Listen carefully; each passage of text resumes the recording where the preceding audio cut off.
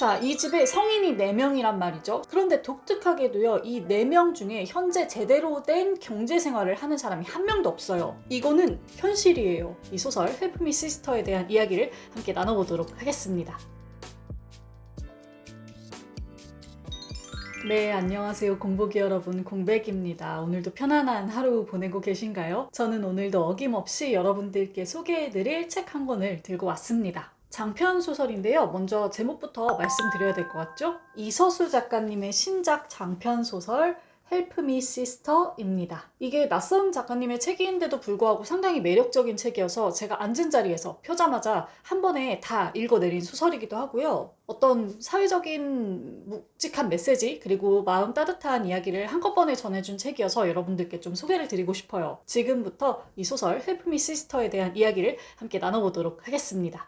자, 책을 펼치면요, 중심 인물인 수경의 이야기가 펼쳐집니다. 수경은요, 굉장히 좁은 집에서 아빠, 엄마, 그리고 남편, 그리고 2명의 조카와 함께 살고 있어요. 6명이서 살고 있는 거니까 가족 구성원이 좀 많기도 하고 독특하기도 하죠. 자, 이 집에 성인이 4명이란 말이죠. 수경의 남편, 그리고 엄마, 아빠. 그런데 독특하게도요, 이 4명 중에 현재 제대로 된 경제생활을 하는 사람이 한 명도 없어요. 너무 좀 이상하게 느껴지잖아요. 경제적으로 궁핍한 건 말할 것도 없고요. 이 독특한 사정을 살펴보자면 이렇습니다. 수경은 원래 직장 생활을 하던 회사원이었어요. 수경이 거래처와의 거래를 성공적으로 성사시킨 뒤 그것을 축하하는 회식 자리를 가졌는데 그녀가 과음한 틈을 타서 직장 동료가 수면제인 졸피뎀을 섞은 음료를 그녀에게 건네줍니다. 수경은 이걸 마시고 정신을 잃게 되고 직장 동료는 그녀를 모텔로 데려가요. 이 상황을 미심쩍게 보던 모텔 주인의 신고로 이 사건은 다행히도 미수에 그쳤지만 수경은 이 사건 때문에 큰 충격을 받고 직장을 그만두고 맙니다. 이 동료는 어이없게도 단지 벌금형 정도만 받고 풀려나게 되고요. 시한폭탄 같던 수경이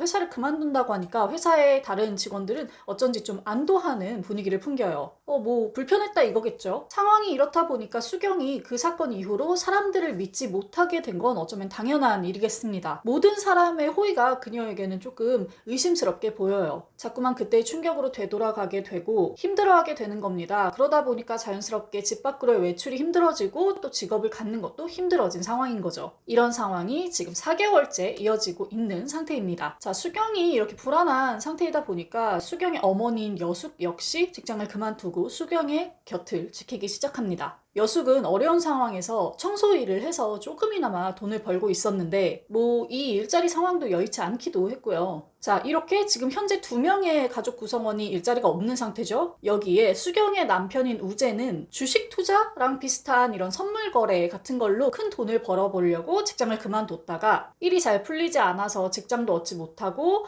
그냥 수입 없는 생활을 한 지가 지금 4년이 넘어가는 상태예요. 수경의 아버지는 천식 또한 직장이 없습니다. 게다가 사기를 당해서 집을 잃는 바람에 지금 이렇게 딸의 집에 함께 살고 있기도 하고요. 자, 지금 딱 들어도 상황이 만만치가 않죠. 수경은 이 힘든 상황을 타개해보고자 어느 날 가족들에게 이렇게 선언합니다. 우리 더 이상 이렇게 살아서는 안 된다. 일을 해야 한다. 그리고 온 가족이 용기를 내서 일자리를 찾아 나서기 시작해요.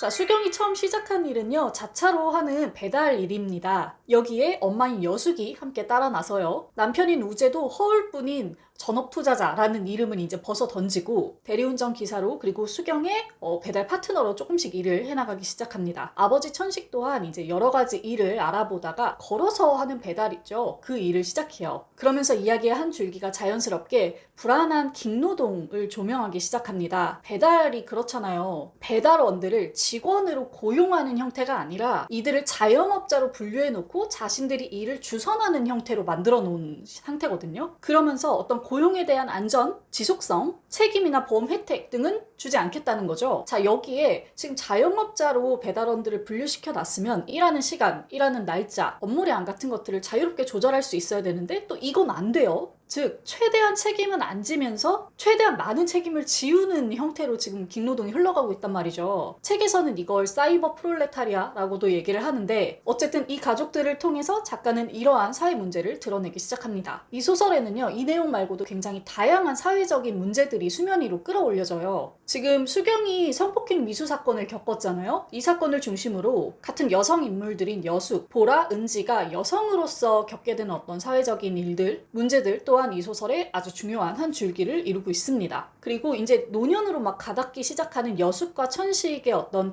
기술적인 소외감, 어려움 그런 것들도 이 소설에서 다뤄져요. 요즘에는 뭐 주문이든 배달이든 알바든 다 앱을 사용하잖아요. 이 기술들과 친해지지 않으면 일자리를 구하기도 어렵고 뭐 어디 패스트푸드점에 가서 간단히 커피 하나 주문하기도 힘들고 도태되고 소외되는 상황인데 이 기술을 배우는 게 또 쉽지가 않거든요. 나이 든 사람들이 기술을 배우는 그 속도와 여유보다 기술이 발전하는 속도가 너무너무 빠른 거예요. 사회가 사람들이 그걸 기다려주지도 않고 이런 문제들도 이 책에서 다루고 있고요. 또 제가 아까 수경과 함께 사는 가족 구성원 중에 두 조카가 있다고 말씀드렸어요. 둘 다 미성년이거든요. 지후와 준후. 그리고 그 여자친구인 은지의 이야기를 통해서 이 시대의 청소년들이 특히 사회와 가정에 관심이 결여된 청소년들이 어떻게 나쁜 길로 빠질 수 있는지 어떻게 사회의 한 나쁜 일에 가담하기 시작하는지 그 일을 하는 그들의 심리나 상태가 무엇인지도 좀 살펴볼 수가 있어요. 이 책의 제목인 Help Me Sister는요. 여성들끼리 일자리를 주선하고 소개받는 앱의 이름입니다. 여러 가지 이유로 도움을 요청하고 그 도움을 줌으로써 돈을 버는 여성들이 이제 이 앱 안에 모여 있는 거죠. 수경과 여숙도 이 앱을 통해서 이제 돈을 벌기 시작하는데 여기에 도움을 요청하는 사람들의 사연을 통해서 어떤 결핍이나 필요, 사회상 같은 것들을 엿볼 수가 있죠. 자, 이렇게 한 소설에서 굉장히 많은 이야기들을 다루고 있어요. 근데 이게 또 연결이 꽤 잘 되어 있어요. 그래서 300페이지가 넘는 장편 소설인데도 한 번도 흥미로움을 잃지 않습니다. 그게 이 소설의 가장 큰 장점이자 특징인 것 같아요.